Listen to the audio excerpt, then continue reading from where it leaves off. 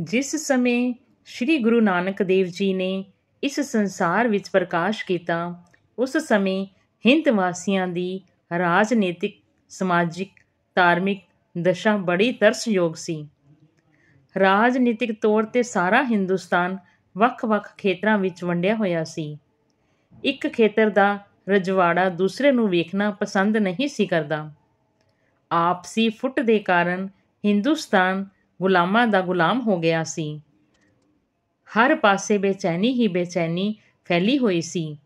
ਠੱਗੀ, ਠੋਰੀ, ਫਰੇਬ, ਧੋਖਾਧੜੀ, ਚਾਲਾਕੀ, ਮੱਕਾਰੀ ਦਾ ਬੋਲਬਾਲਾ ਸੀ। ਹਰ ਪਾਸੇ ਪਾਪ ਦੇ ਸੰਘਣੇ ਬੱਦਲ ਛਾਏ ਹੋਏ ਸਨ। ਜਿਨ੍ਹਾਂ ਰਾਜਿਆਂ ਨੇ ਪ੍ਰਜਾ ਦੀ ਰਖਵਾਲੀ ਕਰਨੀ ਸੀ, ਉਹ ਆਪ ਹੀ ਸ਼ੇਰਾਂ ਦਾ ਰੂਪ ਧਾਰ ਕੇ ਆਪਣੀ ਹੀ ਪ੍ਰਜਾ ਨੂੰ ਖਾ ਰਹੇ ਸਨ। ਅਹਿਲਕਾਰਾਂ ਦੀ ਬਿਰਤੀ ਕੁੱਤਿਆਂ ਵਰਗੀ ਹੋ ਚੁੱਕੀ ਸੀ। ਸਤਿਗੁਰੂ ਨਾਨਕ ਸੱਚੇ ਪਾਤਸ਼ਾਹ ਜੀ ਨੇ ਉਸ ਸਮੇਂ ਦੀ ਦਸ਼ਾ ਦਾ ਵਰਣਨ ਗੁਰਬਾਣੀ ਵਿੱਚ ਖੁਦ ਕੀਤਾ ਹੈ। ਰਾਜੇ ਸੀ ਮੁਕੱਦਮ ਕੁੱਤੇ, ਜਾਏ ਜਾਗਾਇਨ ਬੈਠੇ ਸੁੱਤੇ, ਚਾਕਰ ਨਹਦਾ ਪਾਇਨ ਕਾਓ, ਰਤ ਪਿਤ ਕੁਤਹੋ ਚਟ ਜਾਹੰ। ਪ੍ਰਜਾ ਬਿਲਕੁਲ ਬੇਸਹਾਈ ਹੋ ਕੇ ਬੇਬਸੀ ਦੀ ਦਸ਼ਾ ਵਿੱਚ ਝੂਝ ਰਹੀ ਸੀ। ਇਨਸਾਫ ਕਰਨ ਵਾਲੇ ਵੱਢੀ ਲੈ ਕੇ ਸੱਚੇ ਦਾ ਹੱਕ ਝੂਠੇ ਨੂੰ ਦੇ ਦਿੰਦੇ ਸਨ। ਸਤਿਗੁਰੂ ਨਾਨਕ ਪਾਤਸ਼ਾਹ ਜੀ ਦੇ ਫੁਰਮਾਨ ਅਨੁਸਾਰ ਉਸ ਸਮੇਂ ਕਿਹੋ ਜਿਹਾ ਅਧੋਗਤੀ ਦਾ ਵਰਤਾਰਾ ਹਰ ਪਾਸੇ ਵਰਤ ਰਿਹਾ ਸੀ। ਆਪ ਫਰਮਾਉਂਦੇ ਹਨ, ਰਾਜਿਆਂ ਨੇ ਕਸਾਈਆਂ ਦਾ ਰੂਪ ਧਾਰਨ ਕੀਤਾ ਹੋਇਆ ਸੀ। ਧਰਮ ਨਾਮ ਦੀ ਕੋਈ ਚੀਜ਼ ਨਹੀਂ ਸੀ ਦਿਸਦੀ। ਜਿਵੇਂ ਧਰਮ ਮਾਨੋ ਖੰਭ ਲਾ ਕੇ ਅਸਮਾਨੀ ਉੱਡ ਗਿਆ ਹੋਵੇ।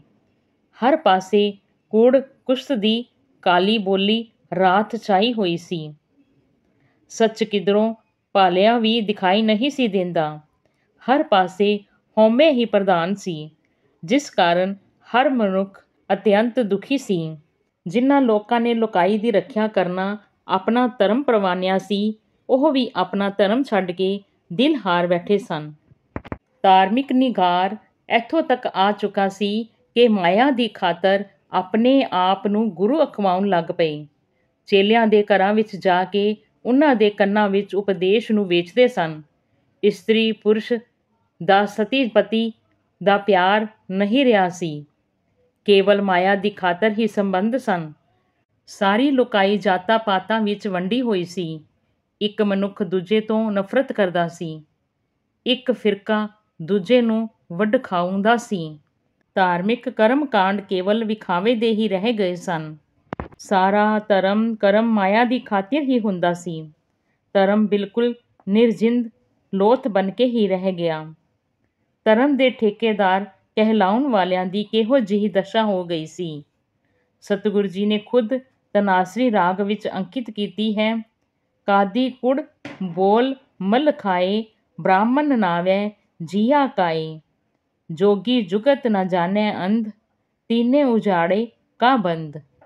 ਇਹੋ ਜਿਹੇ ਕੂੜ ਕੁਸਤ ਦੇ ਅੰਧੇਰ ਸਮੇਂ ਸਤਿਗੁਰੂ ਨਾਨਕ ਪ੍ਰਗਟਿਆ, ਮਿਟੀ ਧੁੰਦ ਜਗ ਚਾਨਣ ਹੋਆ, ਜਿਉ ਕਰ ਸੂਰਜ ਨਿਕਲਿਆ, ਤਾਰੇ ਛਪੇ ਅੰਧੇਰ ਪਲੋਆ।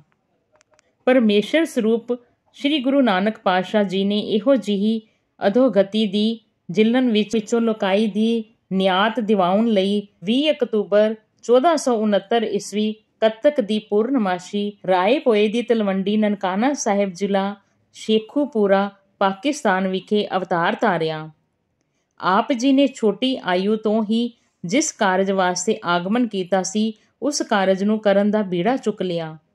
ਫੋਕੀਆਂ ਰੀਤੀਆਂ ਰਿਵਾਜ਼ਾਂ ਨੂੰ ਮੰਨਣ ਤੋਂ ਇਨਕਾਰ ਕਰ ਦਿੱਤਾ ਅਤੇ ਬੜੀ ਦਲੇਰੀ ਨਾਲ ਸੱਚ ਦੀ ਆਵਾਜ਼ ਨੂੰ ਬੁਲੰਦ ਕੀਤਾ। ਮਨੁੱਖਤਾ ਨੂੰ ਏਕ ਨੂਰ ਤੇ ਸਭ ਜਗ ਉਪਜਿਆ, ਕੌਣ ਭਲੇ ਕੋ ਮੰਦੇ ਦਾ ਸਬਕ ਦ੍ਰਿੜ ਕਰਵਾਉਣ ਲਈ ਦਾਨੇ ਮਿਰਾਸੀ ਨੂੰ ਭਾਈ ਮਰਦਾਨਾ ਬਣਾ ਕੇ ਸੰਸਾਰ ਤਾਰਨ ਲਈ ਭਾਈ ਵਾਲ ਬਣਾਇਆ।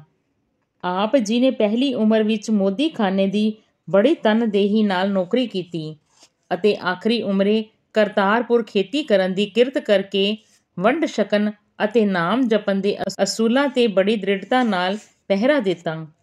ਰੱਜਿਆਂ ਨੂੰ ਰਜਾਉਣ ਦੀ ਪਰੰਪਰਾ ਦਾ ਪਹਿਲਾਂ ਤੋਂ ਚੱਲ ਰਹੀ ਸੀ, ਪਰ ਆਪ ਜੀ ਨੇ ਭੁੱਖੇ ਅਤੇ ਲੋੜਵੰਦਾਂ ਦੀ ਲੋੜ ਪੂਰੀ ਕਰਕੇ ਖਰਾ ਸੌਦਾ ਕਰਨ ਦੀ ਜਾਚ ਸਿਖਾਈ।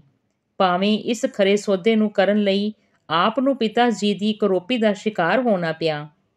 ਆਪ ਜੀ ਨੇ ਸਾਰੇ ਭਾਰਤ ਵਰਸ਼ ਅਤੇ ਦੇਸ਼ਾਂ ਵਿਦੇਸ਼ਾਂ ਦਾ 24 ਸਾਲ ਪੈਦਲ ਰਟਨ ਕਰਕੇ ਥਾਵਾਂ ਥਾਵਾਂ ਤੇ ਪਹੁੰਚ ਕੇ ਸੱਚ ਧਰਮ ਦਾ ਪੈਗਾਮ ਲੋਕਾਈ ਨੂੰ ਬਖਸ਼ਿਸ਼ ਕੀਤਾ। ਆਪ ਜੀ ਹਰਿਦੁਆਰ, ਜਗन्नाथ, ਬੁੱਧ ਗਇਆ, ਦੁਆਰਕਾ, ਕੁਰੂਕਸ਼ੇਤਰ ਆਦਿ ਸਾਰੇ ਹਿੰਦੂ ਤੀਰਥਾਂ ਤੇ ਗਏ। ਬ੍ਰਾਹਮਣਾਂ ਨੂੰ ਫੋਕਟ ਕਰਮਾਂ ਦਾ ਤਿਆਗ ਕਰਕੇ ਅਸਲੀ ਜੀਵਨ ਜਿਉਣ ਅਤੇ ਸੱਚੇ ਸੁੱਚੇ ਬ੍ਰਾਹਮਣ ਬਣਨ ਵਾਸਤੇ ਅਗਵਾਈ ਦਿੱਤੀ ਤੇ ਨਿਰਾ ਅੰਨ ਦਾ ਤਿਆਗ ਕਰਕੇ ਭੁੱਖੇ ਰਹਿਣ ਨਾਲ ਕੁਝ ਨਹੀਂ ਜੀ ਬਣਨਾ। ਜੇ ਪ੍ਰਭੂ ਦਰ ਵਿੱਚ ਪ੍ਰਵਾਨਗੀ ਲੈਣੀ ਹੈ ਫਿਰ ਝੂਠ ਤੇ ਤਿਆਗੀ ਬਣੋ। ਸਰੀਰਕ ਇਸ਼ਨਾਨ ਕਰੋ ਪਰ ਨਾਲ ਸੰਤੋਖੀ ਵੀ ਬਣੋ। ਨਿਰਾ ਸਰੀਰਕ ਸੁਚਮਤਾ ਕਰਨ ਨਾਲ ਆਤਮਾ ਪਵਿੱਤਰ ਨਹੀਂ ਹੋਣੀ। ਦਇਆ ਅਤੇ ਖਿਮਾ ਨੂੰ ਜੀਵਨ ਆਧਾਰ ਬਣਾ ਕੇ ਸੁਰਤ ਪ੍ਰਭੂ ਚਰਨਾਂ ਨਾਲ ਜੋੜ ਕੇ ਸ੍ਰੇਸ਼ਟ ਸਦਾਚਾਰੀ ਗੁਣਾਂ ਦੇ ਧਾਰਨੀ ਬਣੋ। ਤਦ ਤੁਸੀਂ ਬ੍ਰਾਹਮਣ ਕਹਾਉਣ ਦੇ ਹੱਕਦਾਰ ਹੋ। ਸੱਚ ਵਰਤ ਸੰਤੋਖ ਤੀਰਥ ਗਿਆਨ ਧਿਆਨ ਇਸ਼ਨਾਨ ਦਇਆ ਦੇਵਤਾ ਖਿਮਾ ਜਪ ਮਾਲੀ ਤੇ ਮਾਨਸ ਪ੍ਰਦਾਨ। ਬ੍ਰਾਹਮਣ ਅਖਵਾਉਣ ਲਈ ਸਾਰਿਆਂ ਵਿੱਚ ਬ੍ਰਹਮ ਦੀ ਜੋਤ ਵੇਖੋ। ਕਠਨ ਜਪ ਤਪ ਕਰਨ ਦੀ ਥਾਂ ਤੇ ਸ੍ਰੇਸ਼ਟ ਕਰਮਾਂ ਦੇ ਧਾਰਨੀ ਬਣ ਕੇ ਮਿੱਠ ਬੋਲੜਾ ਤੇ ਸੰਤੋਖੀ ਜੀਵਨ ਬਣਾਓ। ਪ੍ਰਭੂ ਦਰ ਦੀ ਪ੍ਰਵਾਨਗੀ ਲਈ ਮੋਹ ਮਾਇਆ ਦੀਆਂ ਫਾਹੀਆਂ ਤੋੜ ਕੇ ਮਾਇਆ ਵਿੱਚ ਨਿਰਲੇਪ ਜੀਵਨ ਬਤੀਤ ਕਰਕੇ ਹੀ ਬ੍ਰਾਹਮਣ ਕਹਾ ਸਕੋਗੇ। ਸੋ ਬ੍ਰਹਮਣ ਜੋ ਬਿੰਦੈ ਬ੍ਰਹਮ ਜਪ ਤਪ ਸੰਜਮ ਕਮਾਵੈ ਕਰਮ ਸੀਲ ਸੰਤੋਖ ਕਾ ਰੱਖੈ ਧਰਮ ਬੰਧਨ ਤੋੜੈ ਹੋਵੇ ਮੁਕਤ ਸੋਈ ਬ੍ਰਹਮਣ ਪੂਜਨ ਜਗਤ। ਸਤਿਗੁਰੂ ਜੀ ਮੁਸਲਮਾਨਾਂ ਦੇ ਗੜ੍ਹ ਮੱਕੇ ਵਿੱਚ ਗਏ। ਆਪ ਜੀ ਨੇ ਉੱਥੇ ਵੀ ਸੱਚ ਸੁਣਾਈ ਸੀ। ਸੱਚ ਕੀ ਬੇਲਾ ਦੇ ਪੂਰਨੇ ਵਾਹੇ। ਮੁਸਲਮਾਨਾਂ ਦੇ ਪੁੱਛ ਕਰਨ ਤੇ ਕਿ ਹਿੰਦੂ ਵੱਡੇ ਹਨ ਕਿ ਮੁਸਲਮਾਨ। ਆਪ ਨੇ ਉਹਨਾਂ ਨੂੰ ਉੱਤਰ ਦਿੱਤਾ, ਵੱਡਾ ਉਹ ਹੈ ਜਿਸ ਦੇ ਕਰਮ ਚੰਗੇ ਹਨ। ਜਿਸ ਦੇ ਅਮਲ ਚੰਗੇ ਨਹੀਂ ਉਸ ਨੂੰ ਇਸ ਲੋਕ ਵਿੱਚ ਫਿਟਕਾਰਾਂ ਅਤੇ ਪਰਲੋਕ ਵਿੱਚ ਉਸ ਦੇ ਪੱਲੇ ਰੋਣਾ ਪਵੇਗਾ। ਭਾਈ ਗੁਰਦਾਸ ਜੀ ਦੇ ਕਥਨ ਅਨੁਸਾਰ ਬਾਬਾ ਆਖੇ ਹਾਜੀਆਂ ਸੁਭ ਅਮਲਾ ਬਾਜੋ ਦੋਨੋਂ ਰੋਈ ਹਿੰਦੂ ਮੁਸਲਮਾਨ ਦੁਏ ਦਰਗਹਿ ਅੰਦਰ ਲਹਿਣ ਨਾ ਟੋਈ। ਜੇ ਸੱਚੇ ਮੁਸਲਮਾਨ ਬਣਨਾ ਹੈ, ਅੱਲਾ ਦੀ ਦ੍ਰਿਸ਼ਟੀ ਵਿੱਚ ਪ੍ਰਵਾਨਗੀ ਪ੍ਰਾਪਤ ਕਰਨੀ ਹੈ, ਫਿਰ 5 ਨਿਮਾਜ਼ਾਂ ਦੇ ਨਾਲ ਨਾਲ 5 ਸ਼ੁਭ ਗੁਣ ਵੀ ਧਾਰਨ ਕਰੋ। ਸੱਚੇ ਨਾਮ ਦੀ ਕਮਾਈ ਕਰੋ, ਹੱਕ ਹਲਾਲ ਦੀ ਕਿਰਤ ਕਰੋ, ਵੰਡ ਕੇ ਛਕਣ ਦਾ ਸੁਭਾਵ ਧਾਰਨ ਕਰਕੇ ਮਨ ਨੂੰ ਪਵਿੱਤਰ ਕਰਨ ਦਾ ਯਤਨ ਕਰੋ। ਜਦੋਂ ਸ੍ਰੇਸ਼ਟ ਕਰਨੀ ਦਾ ਕਲਮਾ ਪੜ੍ਹੋਗੇ, ਖੁਦਾ ਤੁਹਾਨੂੰ ਰਹਿਮਤ ਦੀ ਨਿਗਾਹ ਨਾਲ ਨਿਵਾਜੇਗਾ। ਗੁਰੂ ਨਾਨਕ ਪਾਤਸ਼ਾਹ ਸੁਮੇਰ ਪਰਬਤ ਤੇ ਸਿੱਧਾਂ ਨੂੰ ਜਾ ਮਿਲੇ। ਸਿੱਧਾਂ ਨੂੰ ਵੀ ਸੰਤੋਖ ਤੇ ਧਾਰਨੀ ਬਣਨ ਵਾਸਤੇ ਪ੍ਰੇਰਨਾ ਦਿੱਤੀ। ਮੌਤ ਨੂੰ ਯਾਦ ਰੱਖਦੇ ਹੋਏ ਧਿਆਨ ਹਮੇਸ਼ਾ ਪ੍ਰਭੂ ਨਾਲ ਜੋੜੀ ਰੱਖਣ ਦੀ ਸਿੱਖਿਆ ਪ੍ਰਦਾਨ ਕੀਤੀ, ਕਿਉਂਕਿ ਜਿਸ ਨੂੰ ਆਪਣਾ ਅੰਤ ਯਾਦ ਰਹਿੰਦਾ ਹੈ ਉਹ ਅਨੰਤ ਨੂੰ ਕਦੇ ਨਹੀਂ ਭੁੱਲਦਾ। ਸੱਚਾ ਜੋਗੀ ਬਣਨ ਵਾਸਤੇ ਪ੍ਰਭੂ ਉੱਤੇ ਅਟਲ ਵਿਸ਼ਵਾਸ ਦੇ ਧਾਰਨੀ ਬਣਨਾ ਲਾਜ਼ਮੀ ਹੈ। ਵਿਕਾਰਾਂ ਵੱਲੋਂ ਬਿਰਤੀ ਤੋੜ ਕੇ ਹਮੇਸ਼ਾ ਮਨ ਨੂੰ ਆਪਣੇ ਕਾਬੂ ਵਿੱਚ ਰੱਖ ਕੇ ਜਿਹੜਾ ਸਮਬਿਰਤੀ ਵਿੱਚ ਵਿਚਰਦਾ ਹੈ, ਐਸਾ ਜੋਗੀ ਹਰ ਕਿਸੇ ਨੂੰ ਨਮਸਕਾਰ ਨਹੀਂ ਕਰਦਾ। ਉਹ ਬੇਪਰਵਾਹ ਹੋ ਕੇ ਆਦ ਅਨੀਲ ਅਬਿਨਾਸੀ ਜੁਗਾ ਜੁਗੰਤਰਾਂ ਤੋਂ ਇੱਕ ਰਸ ਪ੍ਰਭੂ ਨੂੰ ਹਮੇਸ਼ਾ ਨਮਸਕਾਰ ਕਰਦਾ ਹੈ। ਉਸ ਦੀ ਪ੍ਰਭੂ ਦਰ ਰਿਸਾਈ ਹੋ ਜਾਂਦੀ ਹੈ। ਮੁੰਦਾ ਸੰਤੋਖ ਸਰਮ ਪਤ ਜੋਲੀ ਧਿਆਨ ਕੀ ਕਰੈ ਵਿਭੂਤ ਖਿੰਦਾ ਕਾਲ ਕੁਆਰੀ ਕਾਇਆ ਜੁਗਤ ਡੰਡਾ ਪ੍ਰਤੀਤ ਆਈ ਪੰਥੀ ਸਗਲ ਜਮਾਤੀ ਮਨ ਚੀਤੈ ਜਗਜੀਤ ਆਦੇਸ਼ ਤਿਸੇ ਆਦੇਸ਼ ਆਦ ਅਨੀਲ ਅਨਾਦ ਅਨਾਹਤ ਜੁਗ ਜੁਗ ਏਕੋ ਵੇਸ। ਗੁਰੂ ਨਾਨਕ ਪਾਤਸ਼ਾਹ ਮਲਕ ਭਾਗੋ ਦੂਨੀ ਚੰਦ ਹਮੀਦ ਕਾਰੂ ਵਰਗੀਆਂ ਪਾਸ ਵੀ ਗਏ। ਉਹਨਾਂ ਨੂੰ ਵੀ ਮਾਰਗ ਦਰਸ਼ਨ ਕੀਤਾ ਕਿ ਜ਼ਿੰਦਗੀ ਦਾ ਮਨੋਰਥ ਨਿਰਾ ਮਾਇਆ ਇਕੱਤਰ ਕਰਨਾ ਨਹੀਂ ਹੈ। ਜ਼ਿੰਦਗੀ ਦਾ ਮਨੋਰਥ ਆਪਣੇ ਮੂਲ ਨਾਲ ਜੁੜਨਾ ਹੈ। ਸੰਸਾਰ ਦੇ ਵਰਤੋਂ ਵਿਲੇਵੇ ਵਾਸਤੇ ਮਾਇਆ ਚਾਹੀਦੀ ਹੈ, ਪਰ ਲੋੜ ਤੋਂ ਵੱਧ ਦੁੱਖਾਂ ਦਾ ਕਾਰਨ ਬਣਦੀ ਹੈ। ਮਨੁੱਖ ਪਾਪ ਕਰਮਾਂ ਦੁਆਰਾ ਮਾਇਆ ਇਕੱਤਰ ਕਰਦਾ ਹੈ, ਪਰ ਅੰਤ ਸਮੇਂ ਮਾਇਆ ਇੱਥੇ ਹੀ ਰਹਿ ਜਾਂਦੀ ਹੈ ਅਤੇ ਮਨੁੱਖ ਦੇ ਪੱਲੇ ਪਛਤਾਵਾ ਹੀ ਪੈਦਾ ਹੁੰਦਾ ਹੈ। ਮਾਇਆ ਉਸ ਦੇ ਜੀਵਨ ਵਿੱਚ ਰੁਕਾਵਟ ਨਹੀਂ ਬਣਦੀ ਜਿਹੜਾ ਮਾਇਆ ਦੀ ਹਿਰਸ ਦਾ ਤਿਆਗ ਕਰ ਦਿੰਦਾ ਹੈ। ਜਿੱਥੇ ਸਤਿਗੁਰੂ ਜੀ ਮਾਇਆ ਧਾਰੀਆਂ ਪਾਸ ਉਹਨਾਂ ਨੂੰ ਮਾਇਆ ਦੇ ਚੁੰਗਲ ਤੋਂ ਕੱਢਣ ਵਾਸਤੇ ਗਏ, ਉੱਥੇ ਗੁਰੂਦੇਵ ਮਾਇਆ ਤੋਂ ਅਤੀਤ ਸਿੱਧਾਂ ਜੋਗੀਆਂ, ਉਦਾਸੀਆਂ, ਬ੍ਰਾਹਮਣਾਂ ਅਤੇ ਮੁਸਲਮਾਨ ਸਾਧਕਾਂ ਪਾਸ ਵੀ ਗਏ। ਸੱਜਣ ਠੱਗ, ਭੂਮੀਏ ਚੋਰ, ਕੋਡੇ ਰਾਕਸ਼ ਵਰਗਿਆਂ ਪਾਸ ਜਾ ਕੇ ਉਹਨਾਂ ਨੂੰ ਵੀ ਕੂੜ ਕੁਸਤ, ਠੱਗੀ ਠੋਰੀ, ਵੱਲ ਛਲ ਦਾ ਤਿਆਗ ਕਰਕੇ ਸੱਚੀ ਸਿੱਖਿਆ ਪ੍ਰਦਾਨ ਕਰ ਸ੍ਰੇਸ਼ਟ ਜੀਵਨ ਦੇ ਧਾਰਨੀ ਬਣਾਇਆ। ਸਰਬ ਮਨੁੱਖਤਾ ਦੇ ਰਹਿਬਰ ਗੁਰੂ ਨਾਨਕ ਪਾਤਸ਼ਾਹ ਜੀ ਸਭ ਤੋਂ ਪਹਿਲਾਂ ਗਰੀਬ ਕਿਰਤੀ ਭਾਈ ਲਾਲੋ ਦੇ ਘਰ ਗਏ। ਉੱਥੇ ਸਮੂਹ ਕਿਰਤੀਆਂ ਨੂੰ ਵੀ ਉਪਦੇਸ਼ ਕੀਤਾ ਕਿ ਸਾਰੀ ਉਮਰ ਪੇਟ ਪੂਰਤੀ ਦੀ ਖਾਤਰ ਕਿੱਲੇ ਹੀ ਨਹੀਂ ਗੜੀ ਜਾਣੇ। ਪ੍ਰਭੂ ਦਰ ਵਿੱਚ ਪ੍ਰਵਾਨਗੀ ਲਈ ਮਨ ਨੂੰ ਵੀ ਕੜਨ ਦੀ ਅਤਿਅੰਤ ਲੋੜ ਹੈ। ਕਿਰਤ ਦੇ ਸਮੇਂ ਵਿੱਚ ਸਮਾਂ ਕੱਢ ਕੇ ਅਤੇ ਕਿਰਤ ਕਰਦੇ ਕਰਦੇ ਨਾਮ ਜਪ ਨਾਲ ਮਨ ਨੂੰ ਸ਼ਬਦ ਦੀ ਟਕਸਾਲ ਵਿੱਚ ਕੜਨਾ ਹੈ ਅਤੇ ਕੜੀਏ ਸ਼ਬਦ ਸੱਚੀ ਟਕਸਾਲ ਦੇ ਧਾਰਨੀ ਬਣਨਾ ਹੈ। ਜਾਹਰ ਪੀਰ ਜਗਤ ਗੁਰੂ ਬਾਬਾ ਅਨੁਸਾਰ ਜਗਤ ਗੁਰੂ ਬਾਬੇ ਜੀ ਨੇ ਉੱਤਰ ਤੋਂ ਲੈ ਕੇ ਦੱਖਣ, ਪੂਰਬ ਤੋਂ ਲੈ ਕੇ ਪੱਛਮ ਤੱਕ ਦੀ ਕਾਰ ਕਰਦਿਆਂ ਸੱਚ ਦਾ ਹੋਕਾ ਕਰ ਕਰ ਥਾਵਾਂ ਥਾਵਾਂ, ਦੇਸ਼ਾਂ ਵਿਦੇਸ਼ਾਂ ਵਿੱਚ ਪਹੁੰਚਾਇਆ। ਆਪ ਨੇ ਆਚਾਰ, ਵਿਵਹਾਰ, ਕਿਰਦਾਰ, ਸਦਾਚਾਰ ਨੂੰ ਸੱਚ ਦੇ ਸੱਚੇ ਵਿੱਚ ਢਾਲਣ ਲਈ ਆਪ ਜੀ ਦੇ ਪ੍ਰਚਾਰੇ ਹੋਏ ਸੱਚ ਨੂੰ ਆਪ ਜੀ ਦੇ ਜੀਵਨ ਕਾਲ ਵਿੱਚ ਹੀ ਕਈ ਕਰੋੜਾਂ ਲੋਕਾਂ ਨੇ ਧਾਰਨ ਕਰ ਲਿਆ। ਜਿਸ ਸਦਕਾ ਜਿੱਥੇ ਪੰਜਾਬ ਅਤੇ ਭਾਰਤ ਵਾਸੀ ਗੁਰੂ ਨਾਨਕ ਪਾਤਸ਼ਾਹ ਜੀ ਨੂੰ ਸਤਿਗੁਰ ਸੱਚੇ ਪਾਤਸ਼ਾਹ ਦੇ ਲਕਬ ਨਾਲ ਸਤਿਕਾਰਦੇ ਹਨ, ਉੱਥੇ ਅਰਬ ਦੇਸ਼ਾਂ ਵਿੱਚ ਪੀਰ ਬਾਬਾ ਨਾਨਕ ਸ਼ਾਹ ਦੇ ਨਾਮ ਨਾਲ ਆਪ ਜੀ ਨੂੰ ਯਾਦ ਕੀਤਾ ਜਾਂਦਾ ਹੈ। ਤਿੱਬਤੀ ਲੋਕ ਨਾਨਕ ਲਾਮਾ ਜਾਂ ਪਦਰਾ ਗੁਰੂ ਕਹਿੰਦੇ ਹਨ। ਲੰਕਾ ਦੇ ਵਸਨੀਕ ਆਪ ਜੀ ਦੀ ਸ਼ਖਸੀਅਤ ਨੂੰ ਨਾਨਕ ਬੁੱਧਾ ਜਾਂ ਨਾਨਾ ਬੁੱਧਾ ਕਹਿ ਕੇ ਆਪਣੀ ਸ਼ਰਧਾ ਭੇਟ ਕਰਦੇ ਹਨ। ਰੂਸ ਆਦਿ ਦੇਸ਼ਾਂ ਵਿੱਚ ਆਪ ਨੂੰ ਵਲੀ ਹਿੰਦ ਬਾਬਾ ਨਾਨਕ ਸ਼ਾਹ ਕਹਿ ਕੇ ਸਨਮਾਨਿਆ ਜਾਂਦਾ ਹੈ। ਭੂਟਾਨ, ਨੇਪਾਲ, ਸਿੱਕਮ ਵਿੱਚ ਲੋਕ ਆਪ ਨੂੰ ਅਥਾਹ ਸ਼ਰਧਾ ਪਿਆਰ ਨਾਲ ਰਿਮਪੋਜੇ ਲਕਬ ਨਾਲ ਯਾਦ ਕਰਕੇ ਆਪਣੀ ਦਿਲੀ ਇਕਾਇਦਤ ਭੇਟ ਕਰਦੇ ਹਨ। ਉਸ ਸਮੇਂ ਤੋਂ ਆਪ ਜੀ ਦੇ ਸਤਿਕਾਰ ਵਿੱਚ ਲੋਕਾਂ ਨੇ ਝੀਲਾਂ, ਤਲਾਬਾਂ, ਕੁੰਡਾਂ, ਸਰੋਵਰਾਂ, ਚਸ਼ਮਿਆਂ, ਥਾਵਾਂ ਤੇ ਸ਼ਹਿਰਾਂ ਦੇ ਨਾਂ ਵੀ ਆਪ ਜੀ ਦੇ ਨਾਂ ਤੇ ਰੱਖ ਕੇ ਸਦੀਵੀ ਯਾਦਾਂ ਕਾਇਮ ਕੀਤੀਆਂ ਹੋਈਆਂ ਹਨ। ਆਪ ਜੀ ਸਰਬ ਸਾਂਝੇ ਸਮੁੱਚੀ ਮਨੁੱਖਤਾ ਦੇ ਰਹਿਬਰ ਹਨ।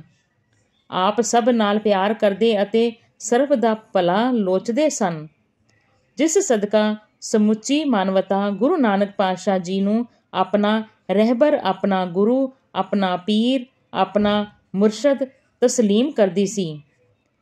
ਇਸ ਦੀ ਉਦਾਹਰਨ ਉਸ ਸਮੇਂ ਦੀ ਹੈ ਜਦੋਂ ਆਪ ਜੀ ਨੇ ਆਪਣੀ ਆਤਮਕ ਜੋਤ ਬਾਬਾ ਲਹਿਣਾ ਜੀ ਵਿੱਚ ਧਰ ਕੇ ਫਰਮਾਇਆ, ਬਾਬਾ ਮੜੀ ਨਾ ਗੌਰ ਗੁਰ ਅੰਗਦ ਕੇ ਹੀਏ ਮੇਂ। ਆਪਣਾ ਸਰੀਰ ਅਲੋਪ ਕਰਨ ਤੋਂ ਪਹਿਲਾਂ ਆਪਣੇ ਜਿਉਂਦੇ ਜੀ ਥਾਪਿਆ ਲਹਿਣਾ ਜੀਵ ਦੇ ਗੁਰੀ ਆਈ ਸਿਰ ਛਤਰ ਫਿਰਾਇਆ। ਆਪ ਜੀ 7 ਸਤੰਬਰ 1539 ਈਸਵੀ ਨੂੰ ਆਪਣੇ ਹੱਥੀਂ ਵਸਾਏ ਕਰਤਾਰਪੁਰ ਪਾਕਿਸਤਾਨ ਦੇ ਅਸਥਾਨ ਤੇ ਜੋਤੀ ਜੋਤ ਸਮਾ ਗਏ। ਆਪ ਜੀ ਦੇ ਸ਼ਰਧਾਲੂ ਹਿੰਦੂਆਂ ਅਤੇ ਮੁਸਲਮਾਨਾਂ ਵਿੱਚ ਝਗੜਾ ਖੜਾ ਹੋ ਗਿਆ। ਦੋਵੇਂ ਆਪੋ ਆਪਣੇ ਅਕੀਦੇ ਅਨੁਸਾਰ ਆਪ ਜੀ ਦੇ ਸਰੀਰ ਦੀਆਂ ਆਖਰੀ ਰਸਮਾਂ ਕਰਨਾ ਚਾਹੁੰਦੇ ਸਨ। ਗੁਰੂ ਨਾਨਕ ਪਾਤਸ਼ਾਹ ਸਰੀਰ ਤਾਂ ਹੈ ਨਹੀਂ ਸਨ, ਉਹ ਤਾਂ ਜੋਤ ਸਨ। ਆਖਰ ਦੋਵਾਂ ਨੇ ਉਸ ਚਾਦਰ ਨੂੰ ਜੋ ਉਹਨਾਂ ਆਖਰੀ ਸਮੇਂ ਉੱਪਰ ਓੜੀ ਹੋਈ ਸੀ, ਅੱਧੀ ਅੱਧੀ ਕਰਕੇ ਮੁਸਲਮਾਨਾਂ ਨੇ ਕਬਰ ਵਿੱਚ ਦਫਨਾ ਦਿੱਤੀ ਤੇ ਹਿੰਦੂ ਸ਼ਰਧਾਲੂਆਂ ਨੇ ਸੰਸਕਾਰ ਕਰਕੇ ਦੇਹੁਰਾ ਬਣਾ ਲਿਆ। ਅੱਜ ਵੀ ਸੰਸਾਰ ਵਿੱਚ ਇੱਕੋ ਇੱਕ ਥਾਂ ਕਰਤਾਰਪੁਰ ਪਾਕਿਸਤਾਨ ਵਿੱਚ ਅਜਿਹਾ ਹੈ ਜਿੱਥੇ ਇੱਕੋ ਦਰਵਾਜ਼ੇ ਵਿੱਚ ਦੀ ਲੰਘ ਕੇ ਦੋਵੇਂ ਅਕੀਦਿਆਂ ਦੇ ਸ਼ਰਧਾਲੂ ਜਾਂਦੇ ਹਨ। ਮੁਸਲਮਾਨ ਆਪਣੇ ਅਕੀਦੇ ਅਨੁਸਾਰ ਗੁਰੂ ਨਾਨਕ ਦੇਵ ਜੀ ਨੂੰ ਨਾਨਕ ਸ਼ਾਹ ਵਲੀ ਕਹਿ ਕੇ ਇਬਾਦਤ ਕਰਦੇ ਹਨ ਤੇ ਲੋਕ ਪਰਲੋਕ ਦੀਆਂ ਦਾਤਾਂ ਲਈ ਦੁਆਵਾਂ ਕਰਦੇ ਹਨ।